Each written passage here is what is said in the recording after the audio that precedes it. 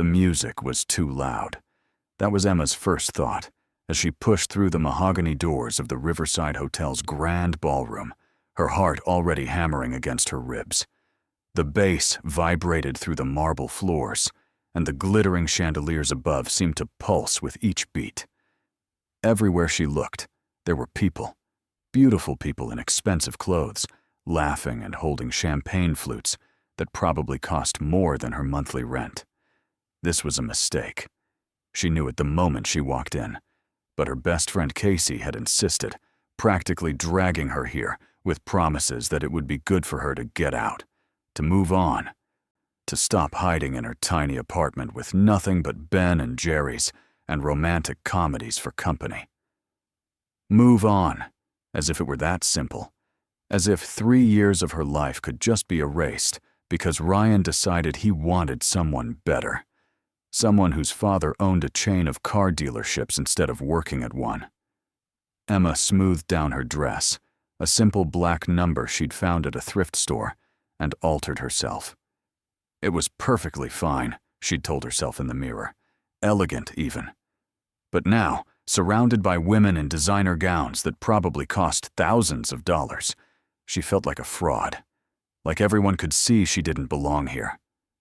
Casey appeared at her elbow, pressing a glass of champagne into her hand.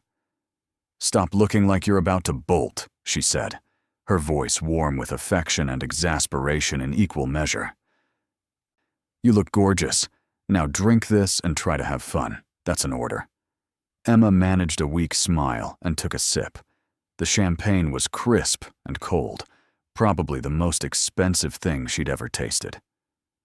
"Whose party is this again?" she asked, scanning the crowd nervously. The invitation had been vague, something about a corporate celebration, but Casey worked in marketing for some big company downtown and was always getting invited to events like this. "It's for Hartwell Industries," Casey said, waving at someone across the room. "Their CEO just closed some massive deal, hence the excessive celebration. Don't worry, there are like 300 people here. The chances of you knowing anyone are basically zero." The chances of knowing anyone. That should have been comforting. It wasn't, because Emma knew that in a city like this, the circles of the wealthy and connected were smaller than you'd think.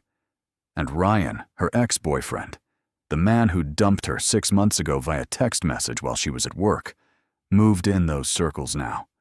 His new girlfriend, Melissa Ashford, came from serious money, the kind of family that appeared in the society pages and had wings of hospitals named after them, the kind of family that made sure everyone knew their daughter could do so much better than some struggling graphic designer from the wrong side of town.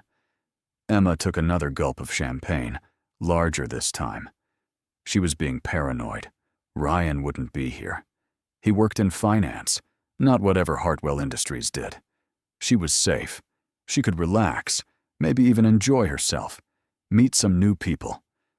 Remember what it felt like to be someone other than the girl who wasn't good enough. And then she saw him.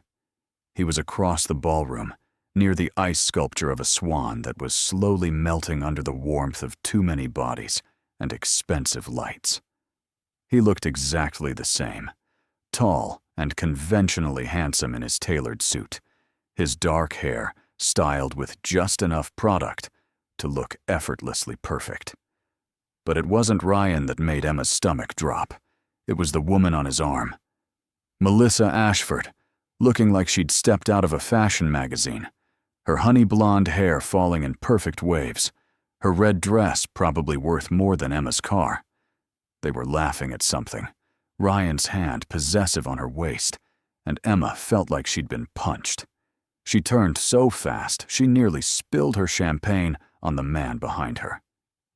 "I have to go," she said to Casey, her voice tight.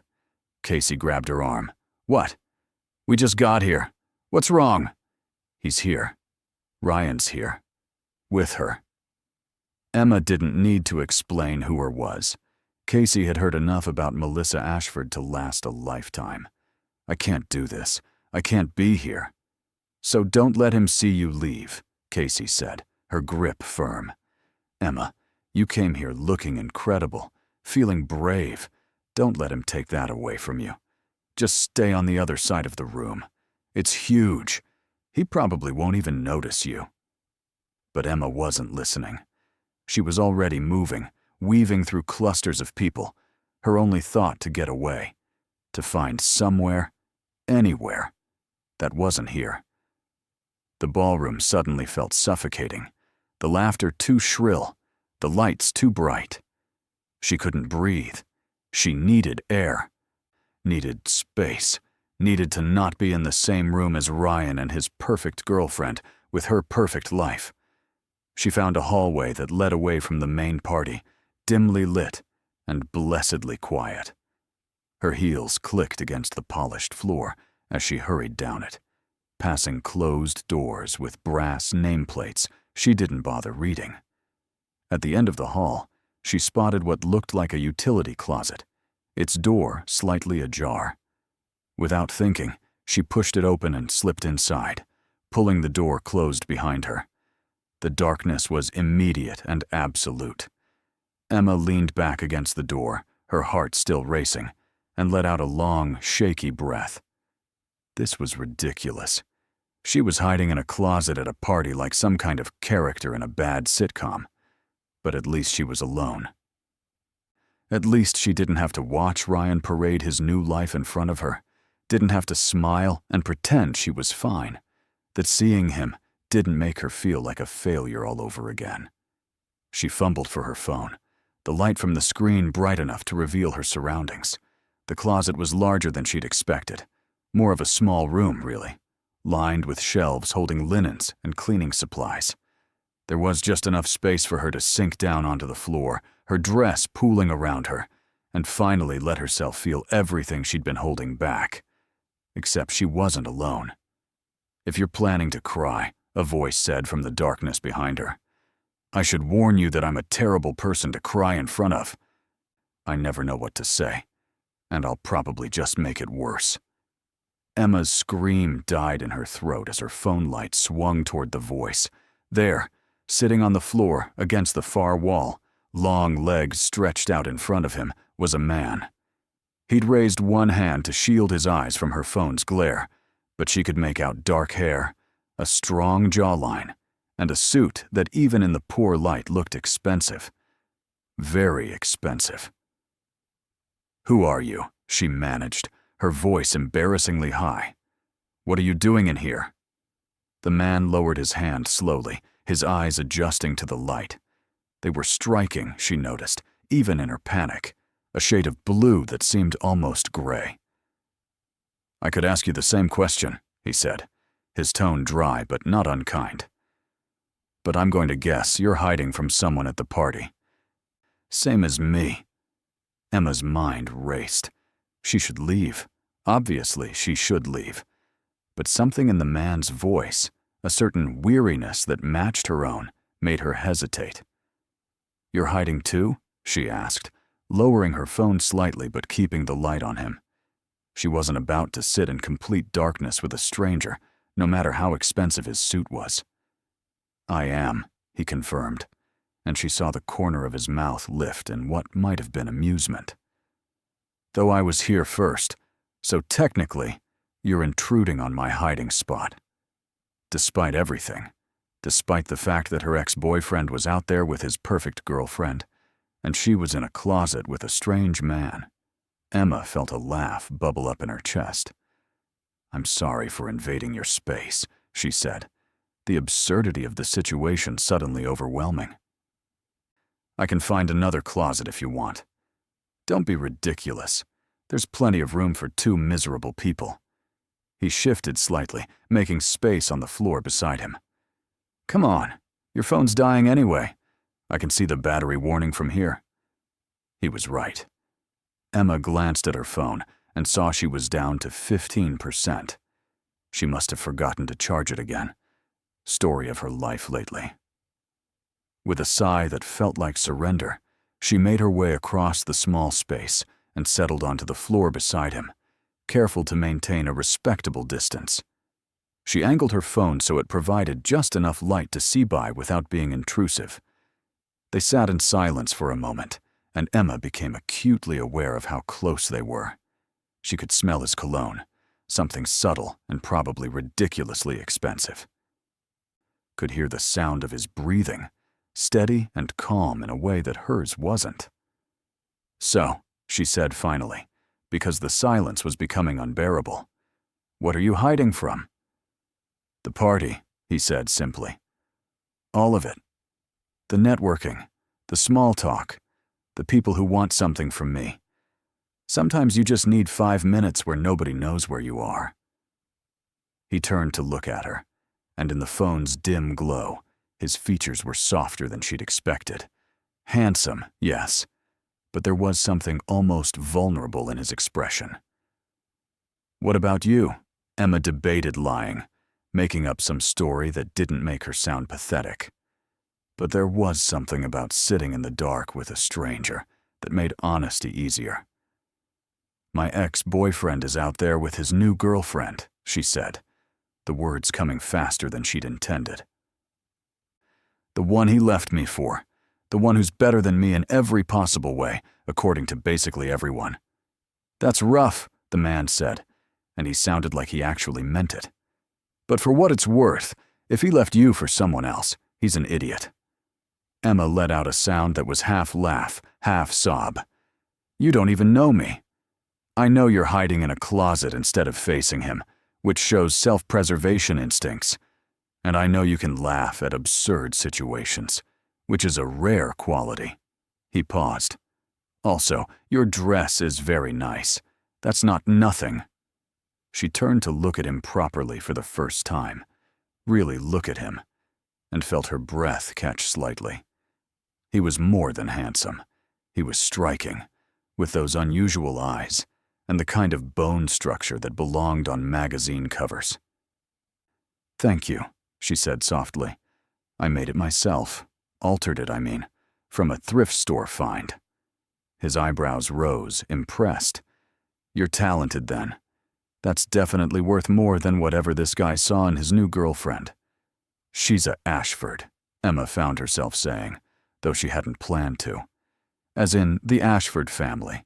Money, connections, the whole package. "I'm a graphic designer who can barely make rent. I don't blame him for upgrading."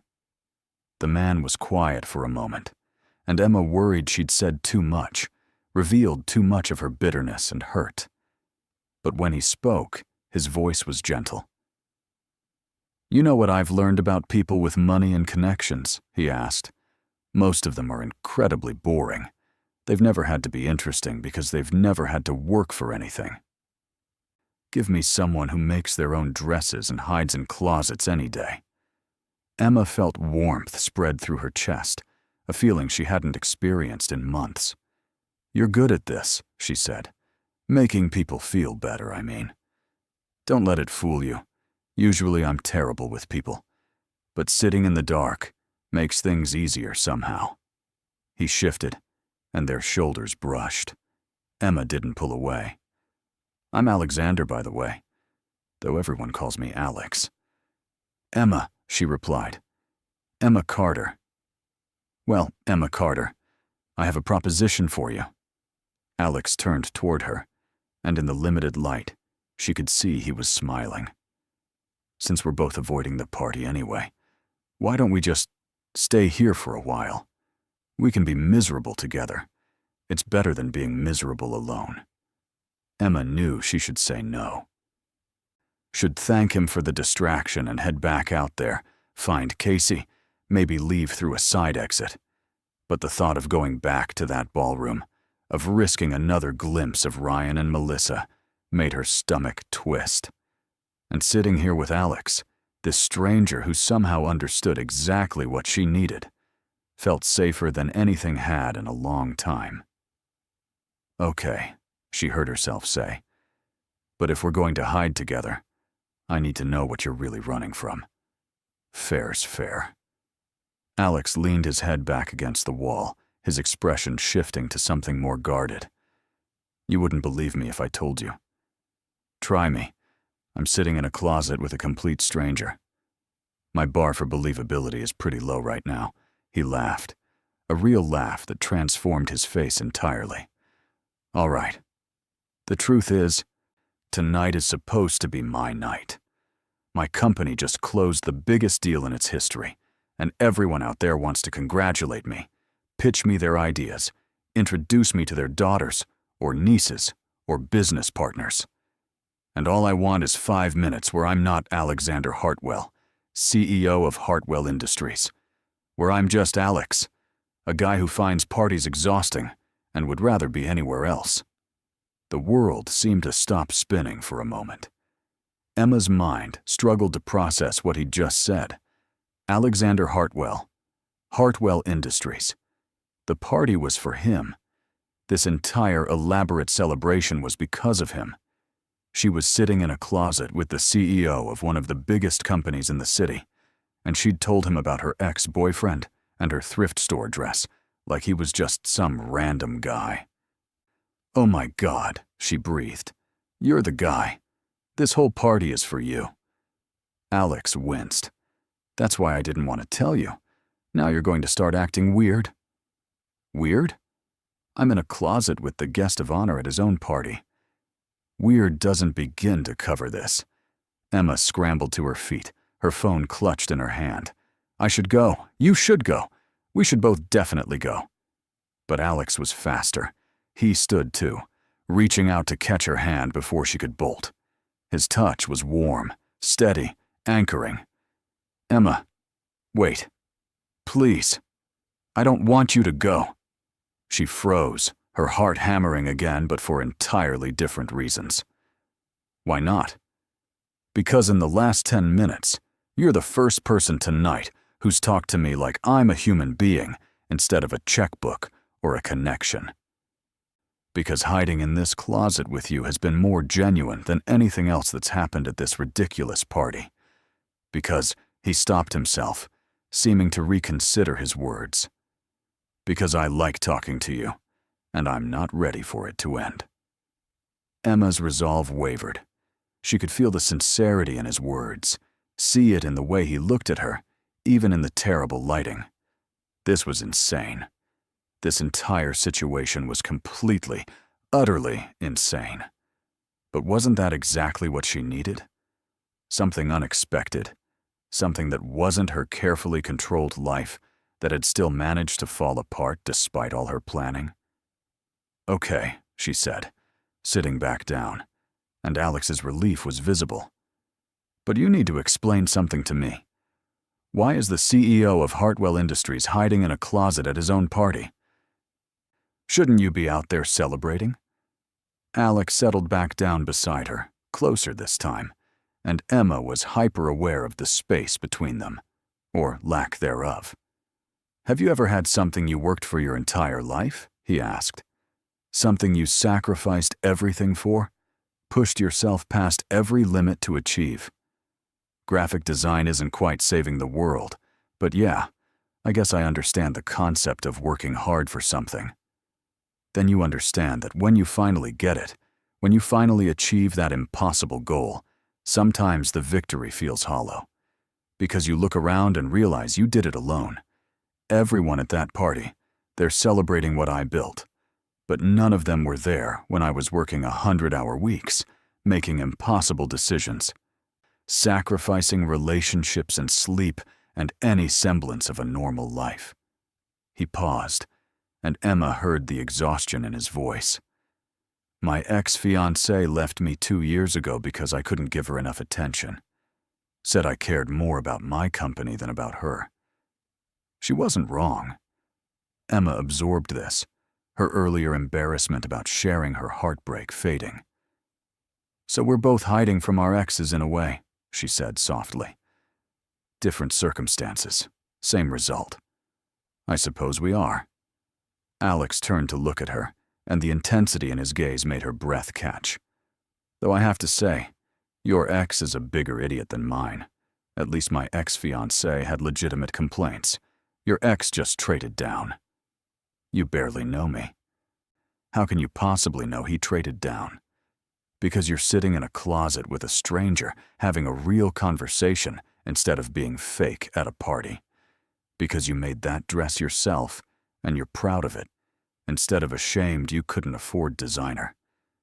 Because when I said I needed 5 minutes where nobody wanted anything from me, you didn't immediately start pitching me a business idea." He smiled, and Emma felt something flutter in her chest. That's how I know. They talked for what felt like hours, but was probably only 30 minutes. Emma told him about her work, her dreams of starting her own design agency someday, her complicated relationship with her mother, who thought graphic design wasn't a real career. Alex told her about growing up with impossible expectations, about building his company from nothing, about the loneliness that came with success. They laughed about the absurdity of their situation, sitting on the floor of a closet while hundreds of people partied just down the hall. Emma's phone died eventually, plunging them into complete darkness. Instead of being scary, it felt intimate, like they were the only two people in the world. "I should probably check on my friend," Emma said reluctantly, though she made no move to stand. "She's going to think I left." "And I should probably get back to my own party," Alex agreed, but he didn't move either. "Though honestly, I'd rather stay here." "Me too." The admission felt dangerous, too honest. Emma was grateful for the darkness that hit her face. "This is crazy, right? That we're just sitting here." "Completely insane," Alex confirmed, and she heard the smile in his voice. "Best decision I've made all night." Emma felt him shift beside her, felt the warmth of him closer than before. Her heart was racing again, but not from panic this time. "Alex? Yeah? I'm glad I hid in your closet." She heard his sharp intake of breath, felt rather than saw him lean toward her. "Emma, I'm going to do something that's probably inappropriate, given that we just met in a closet. Tell me to stop if you want me to."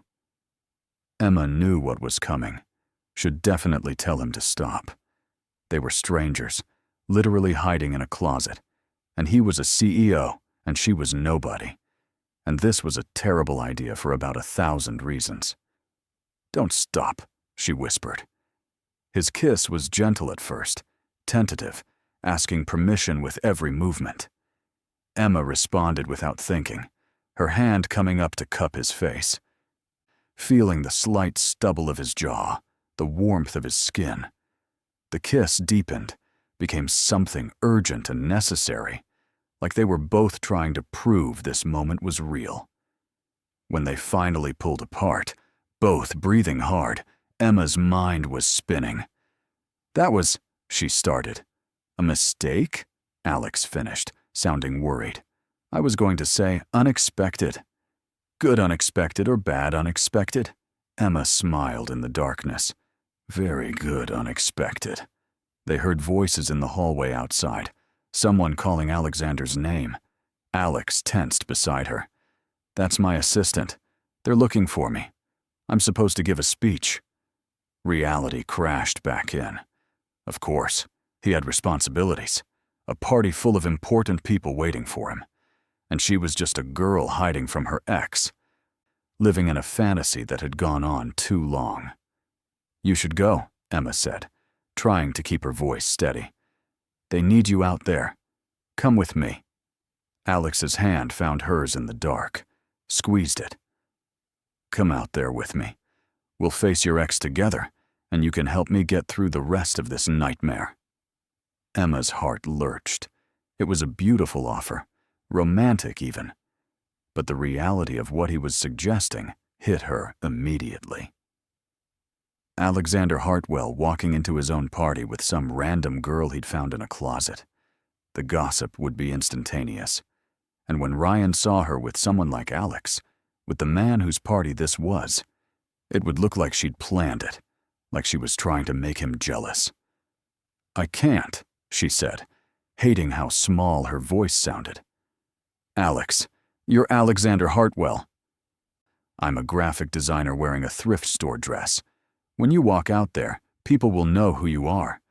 And when they see me with you, they'll wonder what I'm doing there. They'll assume things. And honestly, They'd probably be right. This has been wonderful, this whole crazy thing. But we live in different worlds. The silence that followed was heavy. "So that's it," Alex said finally. "We just go back to our separate lives? Pretend this didn't happen?" "I think we have to." Emma stood, fumbling for the door handle. "Thank you for this, for making me feel seen, for making me laugh, for the kiss. But you have a speech to give, and I have an ex-boyfriend to avoid. That's reality." She found the handle, pulled the door open. The light from the hallway was blinding after so long in the dark. Emma didn't look back. Couldn't look back, because if she saw his face, she might change her mind. And that would be the biggest mistake of all. Emma navigated back through the hallway in a daze, her lips still tingling from the kiss, her heart aching in a way that was entirely different from the Ryan-shaped hurt she'd felt earlier. The ballroom noise grew louder as she approached, that same overwhelming cacophony of wealth and celebration she'd fled from. But now it felt even more foreign, like she'd been somewhere else entirely, and was returning to a world that didn't quite fit anymore. Casey found her within seconds of her return, grabbing her arm with a mixture of relief and fury. "Where have you been? I've been texting you for 30 minutes. "I thought you'd left, or had some kind of breakdown in the bathroom." "My phone died," Emma said automatically, which was true, even if it wasn't the whole truth. "I just needed some air." "Well, you picked the perfect time to reappear. Ryan's been looking for you." Casey's expression darkened. "Apparently Melissa saw you when you first arrived and told him. He's been wandering around trying to find you. I think he wants to introduce his girlfriend, show her off, or something equally obnoxious." Emma felt her stomach drop. But strangely, the panic she'd felt earlier was muted now. Everything seemed muted, actually, after the intensity of the closet. "Let him look," she said. "I'm not hiding anymore." Casey's eyebrows rose. "Okay, who are you, and what have you done with my best friend?" "You were literally ready to leave through a fire exit 30 minutes ago." Before Emma could answer, a commotion near the front of the ballroom drew everyone's attention. The music was lowering, and people were turning toward a raised platform where a microphone stood. Emma felt her heart stop as she saw Alexander Hartwell, step up to the microphone. He looked completely different than he had in the closet, commanding and confident, every inch the successful CEO. His hair was perfectly in place, his suit immaculate. There was no trace of the vulnerable man who'd kissed her in the darkness. "Thank you all for coming tonight." Alex's voice rang out over the crowd, amplified and authoritative. Emma felt Casey's hand tighten on her arm. "This is Alexander Hartwell," her friend hissed. "The CEO. The actual CEO is about to give a speech, and you're going to miss it while looking for exits." Emma couldn't respond. She was frozen, watching Alex's face as he thanked various people, acknowledged the hard work of his team, talked about the future of Hartwell Industries. He was every bit the powerful businessman she'd imagined he'd be. The kind of man who belonged in rooms like this, who shaped economies and built empires. And she'd kissed him in a closet. "But tonight isn't just about business," Alex was saying, his eyes scanning the crowd. Emma ducked slightly behind a taller guest, irrationally afraid he might spot her. "Tonight is also a reminder that sometimes the most important moments happen when you least expect them. When you step away from the noise and the expectations and just let yourself be present for what life brings you." Was he talking about the closet? About her? Emma's heart was hammering so hard she was sure everyone around her could hear it. "So, I want to thank everyone here for celebrating with me. But I also want to encourage all of you to find those unexpected moments in your own lives. The ones that remind you why we do all of this in the first place." Alex paused, and Emma could swear he was looking in her direction, though surely that was impossible in a crowd this large. Sometimes the best things happen when we stop trying to control every outcome and just let ourselves be surprised. The applause was thunderous. Emma watched as Alex was immediately swarmed by people congratulating him, networking, doing exactly what he'd been hiding from earlier. He disappeared into the crowd, and Emma felt a strange sense of loss, like she'd watched something precious slip away. "Emma Carter, is that really you?" The voice was sickeningly familiar. Emma turned slowly to find Ryan standing beside her, Melissa tucked under his arm like an expensive accessory.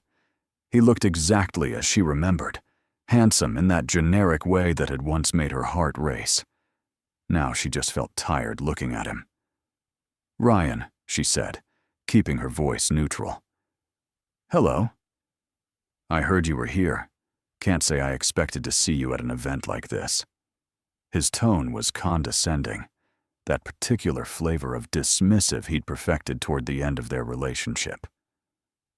"Melissa, this is Emma, the girl I told you about." The girl I told you about. Not my ex-girlfriend, not someone important, just the girl. Emma felt Casey tense beside her, ready to defend, but Emma put a hand on her friend's arm. She didn't need defending, not anymore. "It's nice to meet you," Melissa said, and to her credit, she seemed genuinely friendly rather than smug. "Ryan's mentioned you." "I'm sure he has," Emma replied evenly.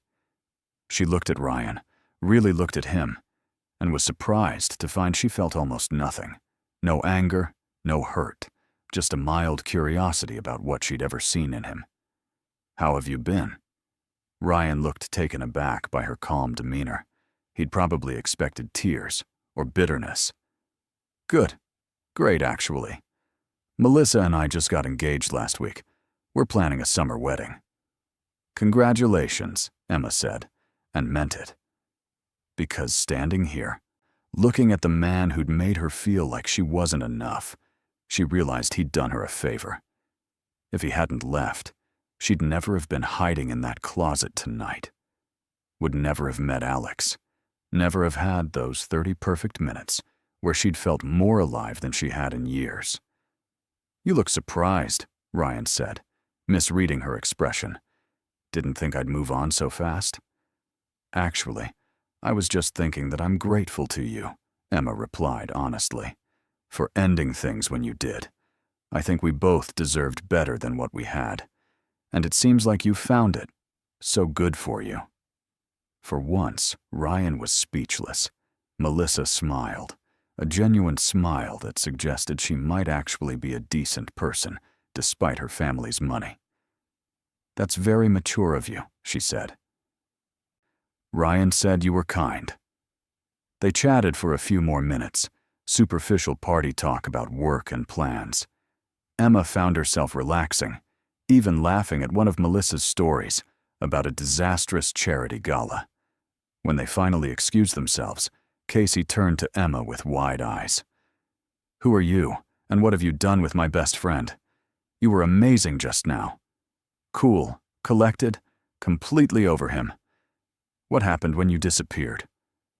Emma smiled, thinking about the closet, about Alex's kiss, about the way he'd made her feel seen.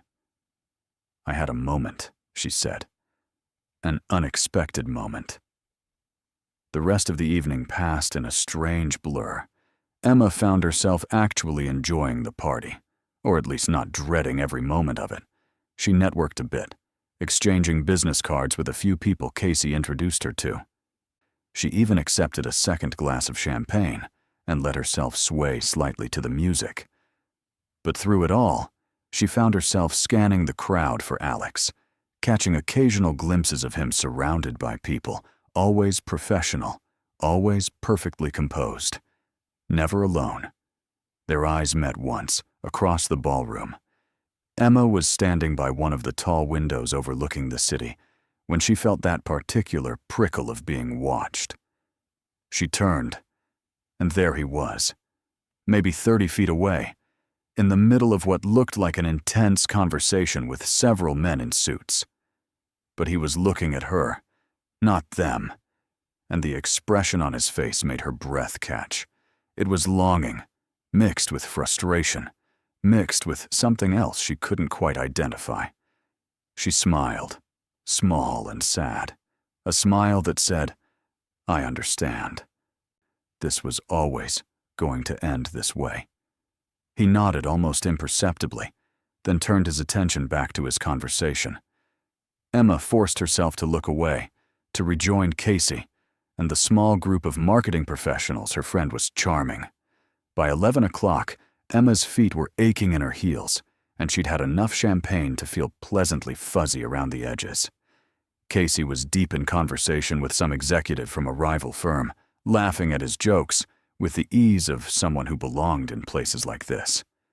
Emma touched her friend's arm. "I'm going to head out," she said quietly. "You stay. Network. I'll catch an Uber." Casey hesitated, clearly torn between friendship and opportunity. "Are you sure? I can come with you." "I'm sure. This is your thing. Do your thing." Emma squeezed her hand. "Text me when you get home."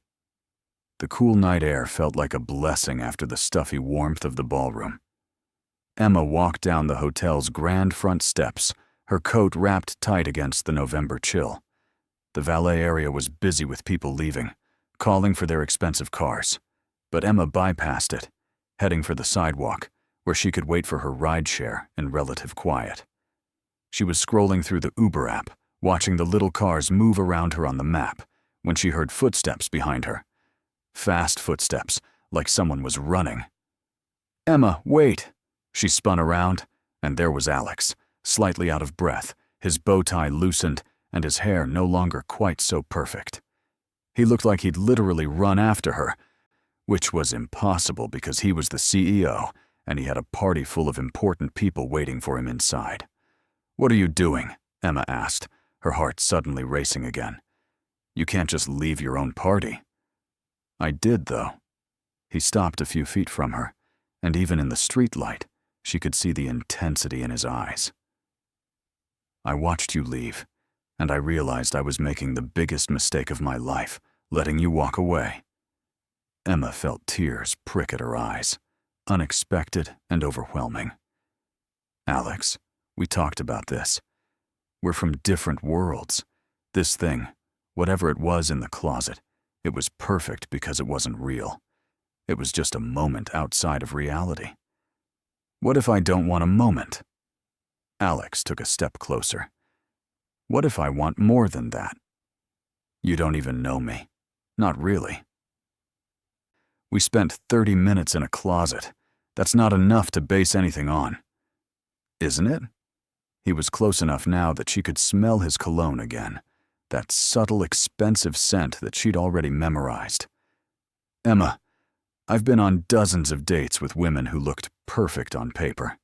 We had everything in common, shared the same social circles, wanted the same things. And every single one of those dates felt empty. But 30 minutes with you felt more real than anything I've experienced in years. That's the fantasy talking, the closet, the darkness, the absurdity of the situation. But out here, in the real world is where I want to get to know you," Alex interrupted.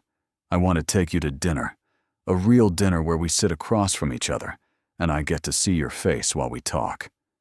I want to know what you're working on, what makes you laugh, what your favorite movies are. I want to meet your friends and hear your stories and learn all the things about you that aren't going to fit into 30 minutes. Emma was shaking, from cold or emotion or both. "And what happens when you realize I'm not who you thought I was in that closet? When the reality doesn't match the fantasy? What if it's better?" Alex's hand came up to cup her face, gentle and warm. "Emma, I know this is fast. I know it's crazy. But I also know that I've spent the last hour and a half thinking about you instead of celebrating the biggest deal of my career. I know that when I saw you across the ballroom earlier, all I wanted to do was push through that crowd and find you. And I know that if I let you get in that Uber and drive away without at least trying to see if this could be something, I'm going to regret it for the rest of my life. Emma felt a tear slip down her cheek, and Alex wiped it away with his thumb. I saw my ex tonight, she said, her voice barely above a whisper. Ryan, the one I was hiding from. And you know what I realized when I was talking to him? That I'd been so focused on not being enough for him that I forgot to ask if he was enough for me. He wasn't. But being in that closet with you, feeling like someone actually saw me, actually listened to me, actually wanted to know what I thought about things, that felt like enough. That felt like more than enough. Then let it be more than a moment, Alex said. Let's see where this goes. No pressure, no expectations. Just you and me, figuring it out. Emma's phone buzzed with an Uber notification. Her driver was 2 minutes away. She looked at the phone, then back at Alex, then at the phone again. This was the reasonable choice, the safe choice. Go home, chalk this night up to a strange adventure, protect her heart from potential devastation. But when had the safe choice ever made her feel alive? Okay, she said, canceling the Uber with a swipe of her finger. But I have conditions. Alex's face broke into a smile so genuine, so relieved, that Emma felt her remaining resistance crumble. Name them. 1. You don't try to fix my life or give me money or do any of that billionaire rescuing the poor girl nonsense. I'm not a charity case, and I don't need saving. 2. We take this slow. Real dates, real conversations, real getting to know each other. No rushing into anything just because we had one intense moment. And 3, if this doesn't work out, if we realize we're too different, or the fantasy doesn't translate to reality, we're honest about it. No ghosting, no making excuses. We're adults about it. Deal, Alex said immediately, though I want to add a condition of my own. What's that? You give me a real chance, not just going through the motions waiting for it to fail, but actually trying to see if this could work. Because I'm going to try, Emma. I'm going to try really hard. Emma felt her resistance finally, completely crumble. I can do that, she said. This kiss was different from the one in the closet. It was softer, sweeter, full of promise instead of desperation. Emma let herself sink into it, let herself believe that maybe, just maybe, this crazy thing could actually work. When they finally pulled apart, Alex rested his forehead against hers. I should probably go back inside, he said reluctantly.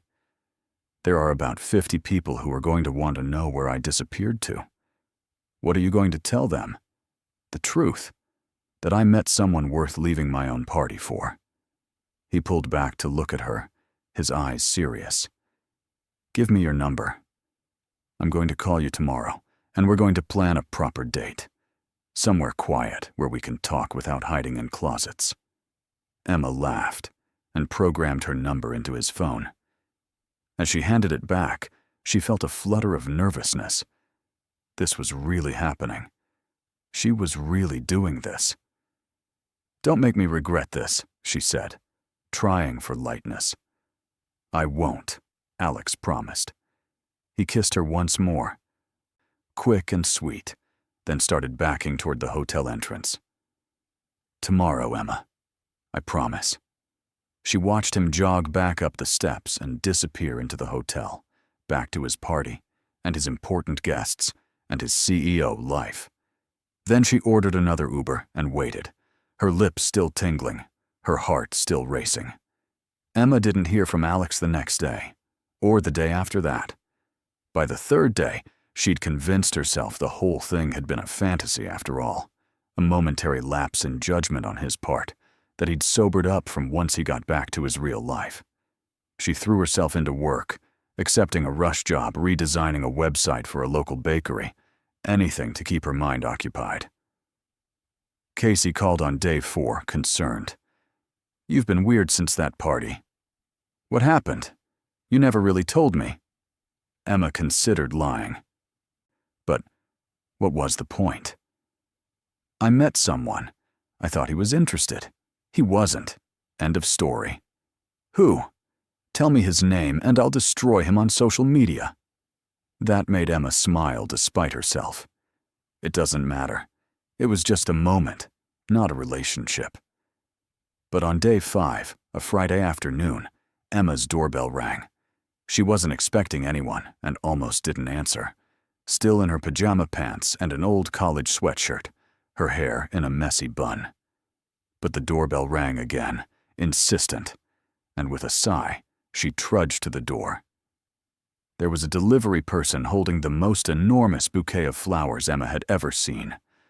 Roses, lilies, peonies, orchids, a riot of color and fragrance that nearly overwhelmed her tiny apartment entryway. "Emma Carter?"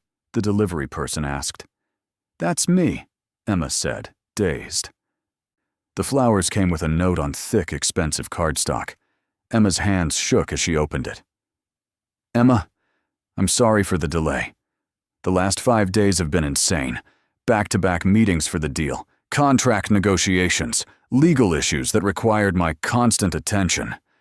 I wanted to call you 100 times, but I didn't want our first real conversation to be me, distracted and exhausted, giving you half my attention when you deserve all of it. If you're free tonight, I'd like to take you to dinner. Somewhere quiet, no crowds, just us. I promise I'll explain everything. If you're not interested anymore, I understand. But I really hope you'll give me a chance to prove I meant everything I said. Alex." There was a phone number at the bottom. Emma stared at it for a long moment, her mind racing. 5 days was a long time. Long enough to doubt everything, to convince herself she'd imagined the connection. But there was something about the note, about the acknowledgement that he'd wanted to call, but waited so he could give her his full attention, that felt genuine. She called the number before she could overthink it. Alex answered on the first ring. "Emma." Just hearing his voice made her heart skip. "I got your flowers. They're beautiful. Excessive, but beautiful." "Too much?" He sounded worried. "I wasn't sure. I asked the florist for romantic but not creepy, and I think maybe we landed on overwhelming instead." Emma laughed, some of the tension in her chest easing. "They're perfect. And yes, I'm free tonight. Thank God." She heard his relieved exhale. "I'll pick you up at 7. And Emma, I really am sorry for the wait. I wanted to do this right." They hung up, and Emma looked down at herself, at her pajama pants and ratty sweatshirt. She had 4 hours to transform into someone who could date a CEO. But as she headed to her closet, she realized she didn't want to transform into someone else. She wanted to be Emma, the girl from the closet, the one Alex had kissed in the darkness. That Emma was enough. She chose a dress she'd made herself. This one, a deep emerald green that brought out the warm tones in her skin. She styled her hair in loose waves and kept her makeup natural. When Alex knocked on her door at exactly 7, she opened it feeling confident for the first time since the party. Alex looked different in the hallway light of her modest apartment building. He was wearing jeans, actual jeans, and a dark sweater that made his eyes look impossibly blue. His hair was slightly messy, like he'd been running his hands through it, and he held a single red rose. "Hi," he said, and he looked almost nervous. "Hi yourself." Emma took the rose, added it to the massive bouquet. "You know you already sent me about 100 flowers, right?" That was the apology. This is the first date flower. Completely different. He stepped back as she grabbed her coat. "You look incredible." "So do you. I wasn't sure CEOs owned jeans." "We're full of surprises." Alex led her down the stairs to the street, where Emma expected to see some ridiculous luxury car. Instead, there was a normal sedan, possibly even an Uber. "I thought about bringing my car," Alex explained, but it felt like showing off. Plus, I wanted to be able to focus on you. Not driving. They went to a small Italian restaurant in a neighborhood Emma loved, but could rarely afford to eat in. It was cozy and intimate, with checkered tablecloths and candles and wine bottles. Alex had clearly called ahead because they were led to a corner table that felt private, away from other diners. "Tell me everything," Emma said once they'd ordered. "The last 5 days? What you've been doing? Why you didn't call?" Alex leaned forward, his expression earnest. "The truth is, closing this deal was just the beginning. There have been about 1,000 details to finalize, legal documents to review, press to manage. My phone hasn't stopped ringing. I had meetings until midnight every night, and then I was back in the office by 6 a.m. He paused. "But that's not the whole truth." "What's the whole truth?" "I was terrified," Alex admitted. "Terrified that if I called you while I was distracted and exhausted, I'd screw it up, that you'd think you were just another item on my to-do list. And I was terrified that what I felt in that closet was just the moment, the fantasy like you said, and that in the real world, we wouldn't have anything to say to each other." Emma reached across the table, took his hand. "And now? Now, I'm sitting across from you, and all I can think about is how much I want to know everything about you." Alex squeezed her hand. "So tell me, Emma Carter.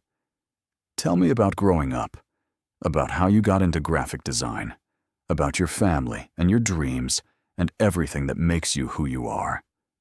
So she did. Over plates of pasta and glasses of wine, Emma told him about growing up with a single mom who worked 2 jobs, about discovering design in a high school art class, about putting herself through community college and then a state university while working full-time. She told him about her complicated relationship with her mother, who loved her but didn't understand her choices, who wanted security and stability in the form of a traditional career and traditional marriage. "She was so disappointed when Ryan left me," Emma said, twirling her fork in her linguine. "Not because she liked him, but because she thought it meant I'd failed at the one traditional thing I'd attempted. Like my whole life is just a series of rejections of what she wanted for me." "What do you want for you?" Alex asked. Emma thought about it. "I want to build something that matters. I want to design things that make people feel something, that solve problems or bring beauty into the world. I want to stop living paycheck to paycheck and wondering if I can afford both groceries and rent. But more than that, I want to feel like I'm enough, exactly as I am, without having to change or compromise or be someone different." "You are enough," Alex said quietly. "You're more than enough." Then it was Alex's turn. He told Emma about growing up with parents who had impossibly high expectations, about being groomed from childhood to take over the family business. "Except when I was 23, I realized I didn't want their business. I wanted to build my own." He smiled ruefully. "They didn't take it well. My father basically disowned me, told me I was throwing away my legacy for some pipe dream." "We didn't speak for 5 years. Do you speak now?" Emma asked gently. "We do. They came around eventually, especially after Hartwell Industries started succeeding. But there's still this distance between us. Like they love the CEO version of me but don't really know the person underneath." He looked at Emma. "That's what was so incredible about the closet. You met me, not my title or my money or my accomplishments. Just me, having a weird moment at a party." "To be fair, I was also having a weird moment," Emma pointed out. "So we met each other at our most human." They talked through dinner, through dessert, through 2 cups of coffee each. The restaurant staff started cleaning up around them, and the owner, an elderly Italian woman, finally came over with a kind smile. "I hate to interrupt such a beautiful conversation, but we close soon." Alex looked shocked at his watch. "It's almost midnight. I'm so sorry. We completely lost track of time. "That's amore," the owner said with a wink. "But yes, you should go now." Outside, the November night had turned colder. Emma shivered despite her coat, and Alex immediately shrugged off his jacket to drape it around her shoulders. "I should get you home," he said, "even though I don't want this night to end." "Me neither," Emma admitted. They started walking, neither of them mentioning calling a car. The streets were quiet, just the two of them and the occasional passing car. "Can I ask you something?" "Anything." "What do you really want, Alex?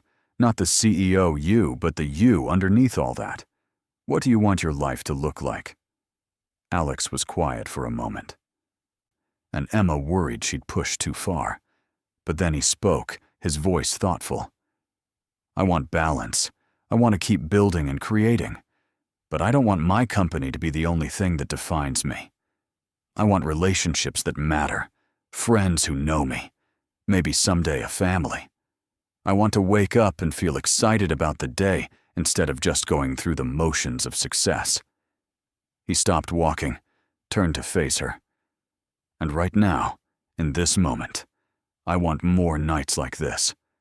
With you." Emma's breath caught.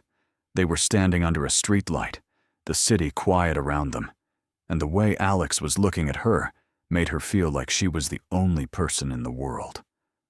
"I want that too," she said softly.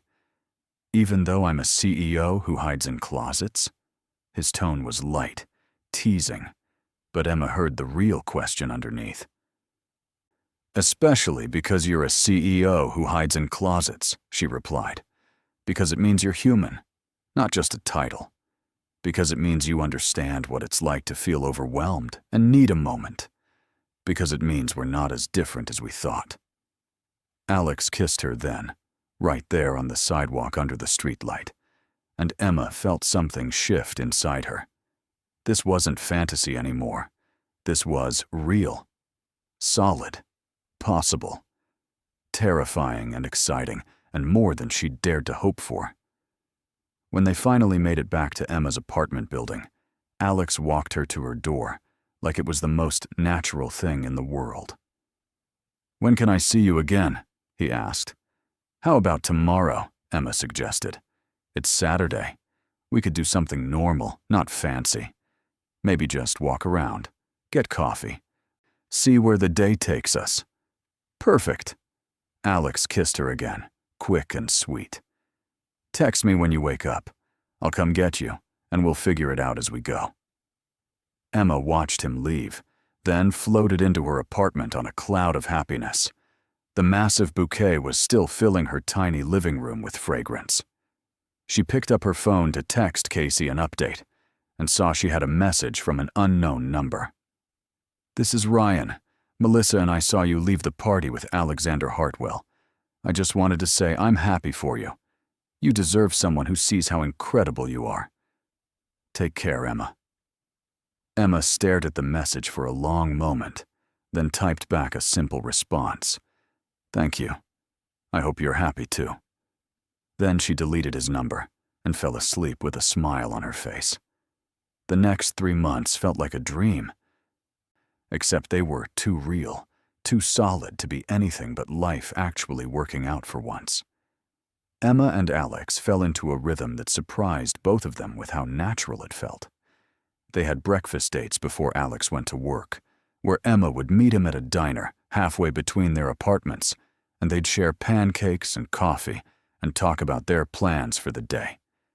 They had proper dinner dates at restaurants ranging from hole-in-the-wall ethnic places Emma loved to the occasional fancy spot where Alex was recognized, and they had to deal with the reality of his public persona. They had quiet nights at Emma's apartment watching movies, Alex in jeans and a t-shirt, sharing takeout and arguing good-naturedly about plot holes. Emma met his friends, successful people who initially seemed intimidating but turned out to be surprisingly down-to-earth. Alex met Casey, who grilled him mercilessly for the first hour before declaring him acceptable and becoming his staunch supporter. They navigated the challenges of their different worlds, the times when Alex had to cancel plans because of work emergencies, the times when Emma felt overwhelmed by the wealth and privilege that surrounded him. But they also found their balance. Alex insisted on keeping their relationship as normal as possible, splitting checks when they went out, even though Emma knew he could buy the entire restaurant without blinking. Emma pushed herself to be comfortable in his world while maintaining her own identity, her own career, her own life that didn't revolve around being the CEO's girlfriend. "How's it going with Alexander?" Emma's mother asked during one of their weekly phone calls. "Casey mentioned you were seeing someone successful." Emma smiled. "It's good, Mom, really good. He's kind and smart, and he actually listens when I talk about my work." "Just don't lose yourself," her mother warned, and Emma heard the love underneath the worry. "Don't give up your dreams for his." "I won't," Emma promised. "He doesn't want me to. That's one of the things I love about him." Love. The word had slipped out without her meaning it to, but as soon as she said it, Emma realized it was true. She loved Alex, loved his terrible jokes and his surprising vulnerability. Loved how he'd order from the kids' menu at diners because he actually preferred chicken tenders to fancy food. Loved how he supported her work, asking intelligent questions about her designs and bragging about her to anyone who would listen. Loved how he never made her feel less than, even when they were at events where she was clearly out of her depth. And one night, lying in his arms in his apartment after a lazy Sunday of doing nothing but being together, she told him. "I love you," Emma said, her heart pounding. They'd only been dating 3 months. Maybe it was too soon. Maybe she was making a mistake being this vulnerable. Alex's arms tightened around her. "Thank God," he breathed. "I've been terrified to say it first because I didn't want to scare you off. Emma, I've loved you since that closet. I think I fell in love with you the moment you said you were glad you hid in my closet." They made love that night, slow and sweet and perfect, and Emma felt like all the pieces of her life were finally falling into place. But of course it couldn't be that simple. Nothing ever was.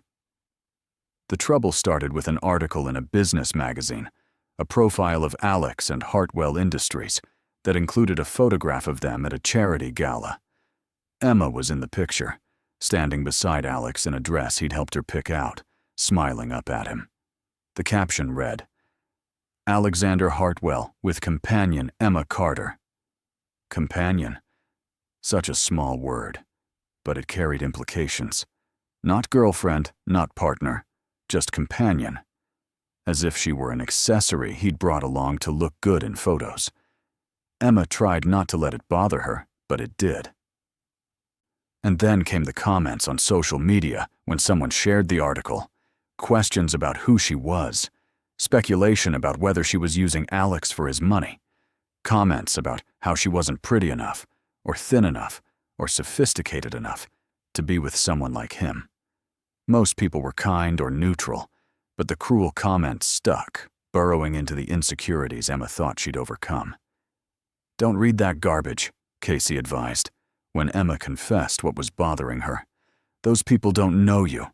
They don't know what you and Alex have." But the damage was done. Emma started second-guessing herself, wondering if people were right. She was still struggling financially, still taking freelance jobs to make ends meet, while Alex lived in a world where money was meaningless. She was still the girl from the closet, hiding from her ex, while Alex was the CEO everyone wanted a piece of. It came to a head at a business dinner Alex had asked her to attend. It was important, he'd said. Potential investors he needed to impress. Emma had worn her best dress, the emerald one from their first date. But she still felt underdressed compared to the other women there, dripping in diamonds and designer labels. The dinner was excruciating. The conversation was all business, mergers and acquisitions and market shares, topics Emma understood in theory, but had no practical experience with. She smiled and nodded, tried to contribute when she could, but mostly felt invisible, the companion who was there to look pretty and not say anything stupid. And then one of the investors, a silver-haired man named Robert, turned to her. "So, Emma, what do you do? Besides keeping our friend Alex here entertained." The phrasing was probably meant to be playful, but it landed wrong. Emma felt her cheeks burn. "I'm a graphic designer. I run my own freelance business." "How quaint," Robert's wife chimed in. "Like logos and things." "And websites and brand identities and marketing materials," Emma replied, keeping her voice even. "I work with small businesses mostly, helping them establish their visual presence."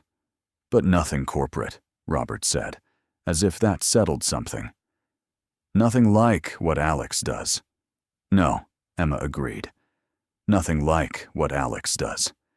Different scale, same principle. We're both building things, just in different ways." Alex reached under the table, squeezed her hand. "Emma's incredibly talented. She built her business from nothing, which is more than I can say. I had seed money from my first company. Emma had determination and skill." The conversation moved on, but Emma couldn't shake the feeling that she'd been judged and found lacking.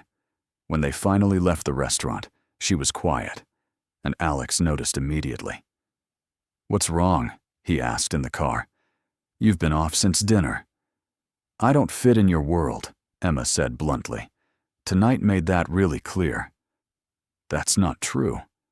"Alex, they looked at me like I was some kind of curiosity, the poor girlfriend who does cute little design projects. I could feel them wondering what you're doing with me." "I don't care what they think," Alex said, his voice intense. "I care about you." "But I care what they think," Emma admitted, "because they're part of your life, and I'm never going to be comfortable in that world. I'm always going to be the outsider, the one who doesn't have the right pedigree or the right connections." They argued, really argued, for the first time.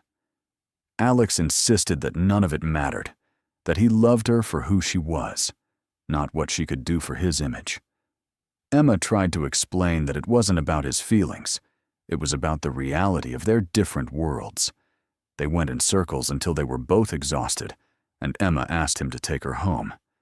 "We'll talk about this tomorrow," Alex said as he walked her to her door, "when we're both calmer."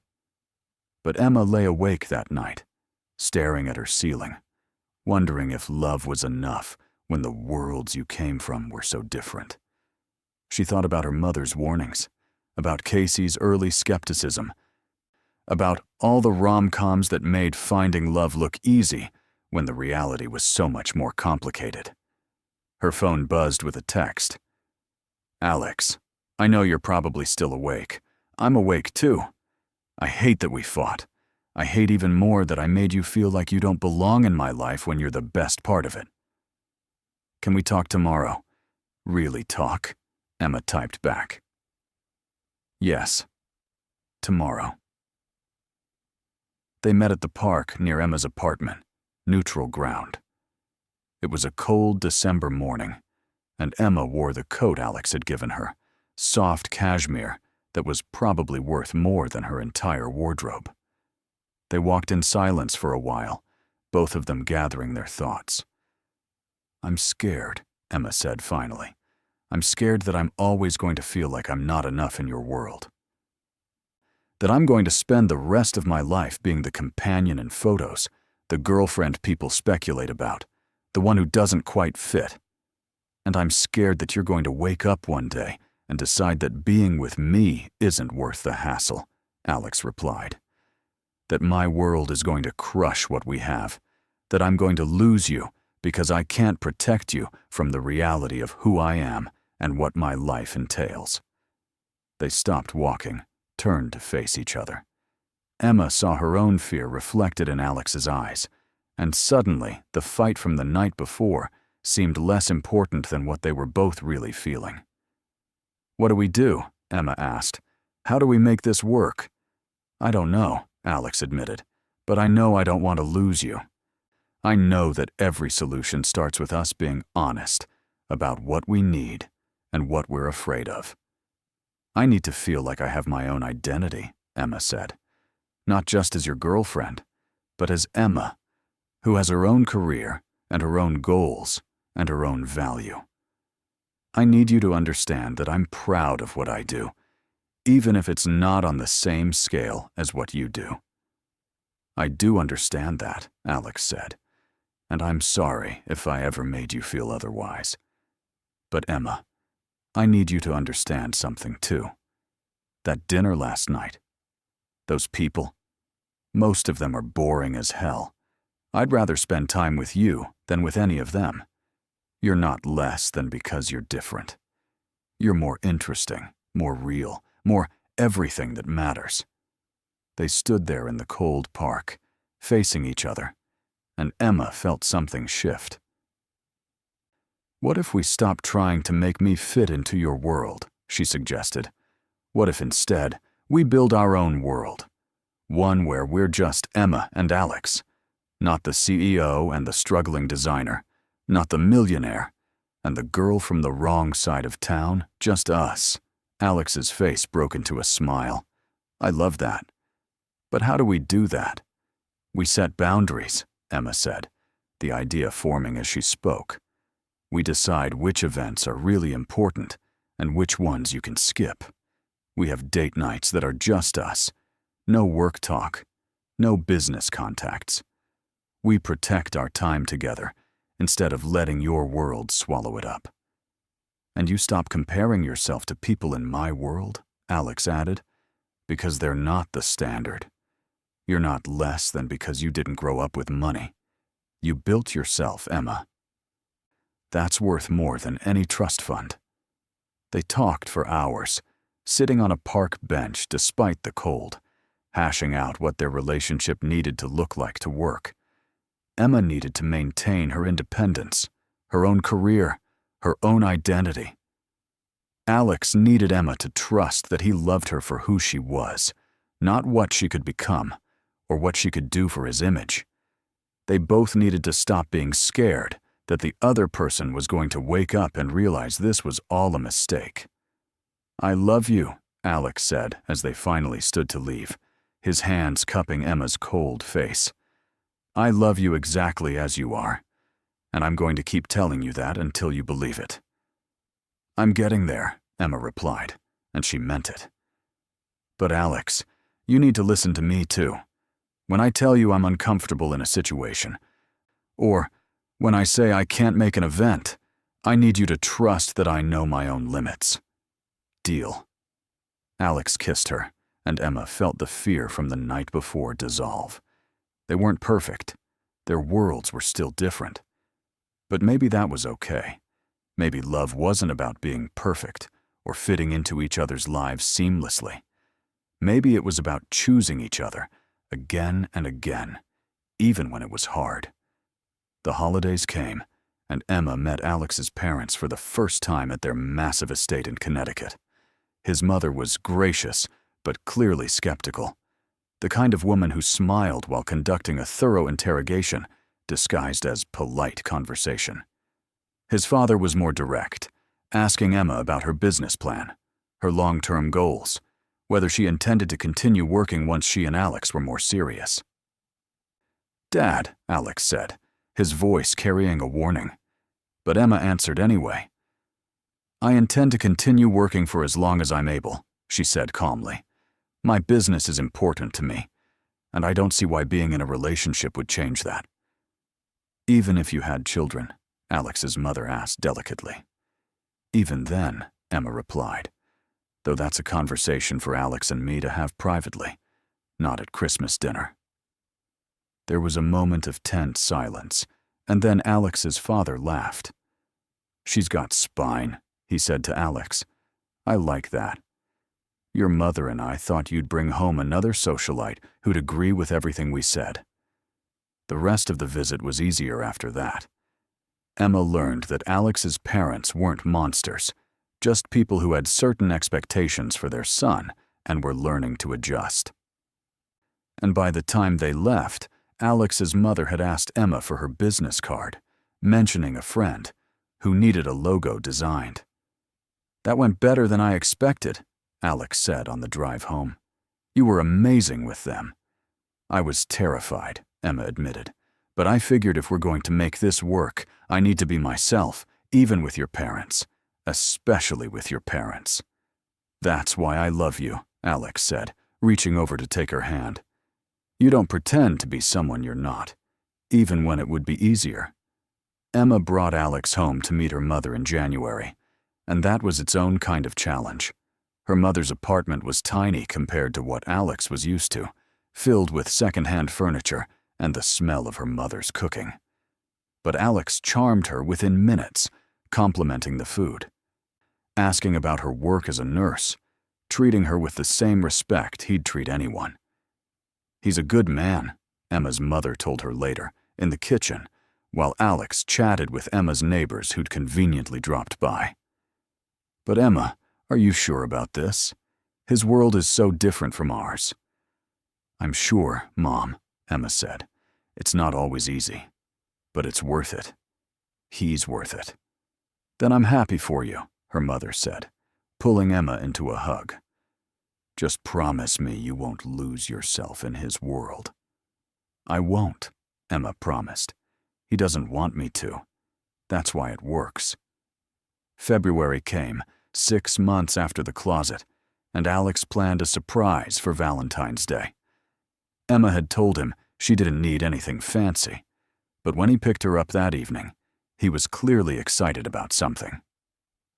"Where are we going?" Emma asked as they drove through the city. "You'll see," was all Alex would say. They ended up at a small art gallery in Emma's neighborhood, one she walked past all the time but had never been inside. The gallery was closed to the public, but Alex had arranged a private viewing. Inside, Emma stopped short, her breath catching. The walls were covered in her designs, every freelance project she'd worked on in the last year, every logo and brand identity and website mock-up, professionally printed and mounted like real art. In the center of the gallery was a single piece, a framed certificate declaring the establishment of Carter Design Studio, a full-fledged design agency, with Alex listed as a silent partner providing seed funding. "What is this?" Emma asked, tears streaming down her face. "This is me investing in you," Alex said, coming to stand beside her. "Not trying to rescue you or fix your life, but investing in your talent, because I believe in what you can build. The gallery showing is just for tonight, just for you to see your work the way I see it. But the studio, that's real, if you want it." Emma turned to him, overwhelmed. "Alex, this is too much." "It's not charity," Alex said quickly. "It's a business investment. I've seen your work, your talent, your drive. You deserve the chance to build something bigger than freelance projects, and I want to help you do that. But only if you want it. If you'd rather keep building on your own, I'll support that too."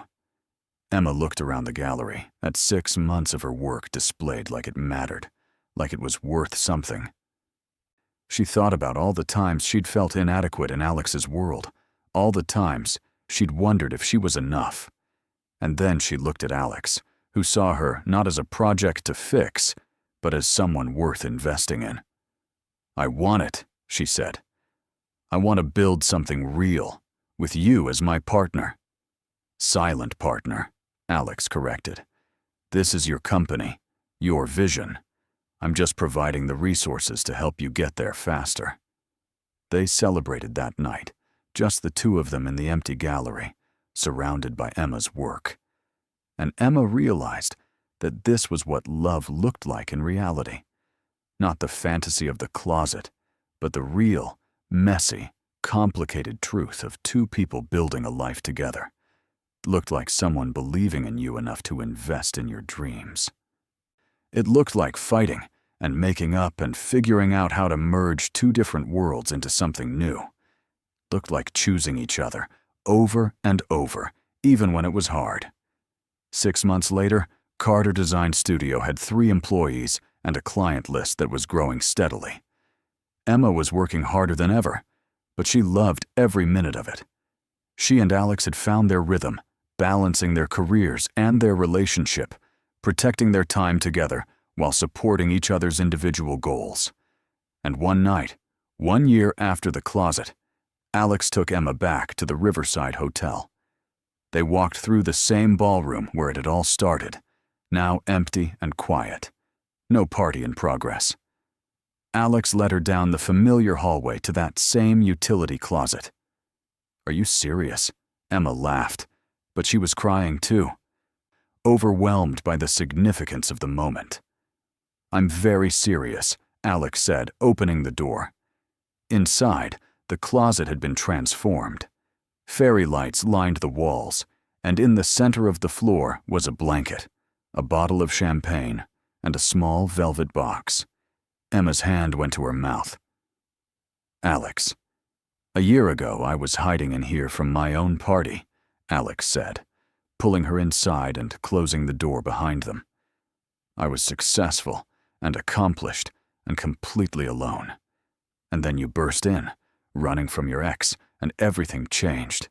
You changed everything, Emma."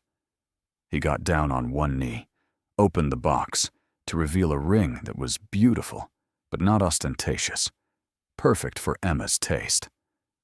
"I love you. I love your talent and your strength and your refusal to be anything other than exactly who you are. I love how you challenge me and support me and make me want to be better. And I want to spend the rest of my life building our world together, the one where we're just Emma and Alex, choosing each other every single day." "Yes," Emma said, not even letting him finish the question. "Yes, yes, yes." Alex slipped the ring on her finger, pulled her down onto the blanket, and kissed her in the same closet where they'd first met. And Emma thought about how a year ago she'd been running from her ex, feeling inadequate and lost, how she'd hidden in a closet and found something she didn't even know she was looking for. Sometimes the best things in life happened when you stopped trying to control everything and just let yourself be surprised. Sometimes hiding in a closet with a stranger turned out to be the bravest thing you could do. And sometimes love meant building something new together, piece by piece, mistake by mistake, choice by choice, until you looked around and realized you'd created exactly the life you needed. Emma Carter had found that life, and it had started in the most unlikely place, with the most unlikely person, in the most unlikely way. But then again, the best stories always did. What did you think of their story? Share your thoughts in the comments on a scale from 0 to 10. What's your rating? Subscribe to the channel and turn on notifications to follow all our stories, and check out more emotional stories by clicking on the end screen.